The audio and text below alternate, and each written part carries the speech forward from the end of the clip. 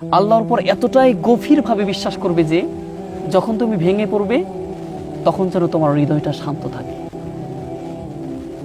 তুমি জানো আল্লাহ উত্তম পরিকল্পনাকারী, আল্লাহ খায়রুল মাকিরিন, আল্লাহ নিশ্চয় উত্তম পরিকল্পনাকারী।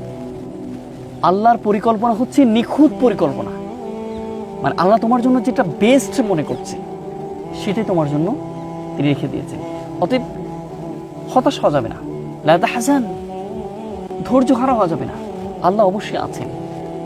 ভেঙে পড়েছ, হতাশ হয়েছ, একদম মনে হচ্ছে জীবন আর চলছে না, আমি আর বেঁচেই থাকতে মন চাচ্ছে না, তখন একদম আল্লাহর উপর দৃঢ়ভাবে গভীরভাবে বিশ্বাস করবে, এতটাই বিশ্বাস করবে যাতে আল্লাহ এই বিশ্বাসটা দেখে অতি দ্রুত তোমাকে ভাঙা হৃদয়টা আবার পুনরাবৃত্তি করে সুন্দর করে জীবন ধারণ করায়।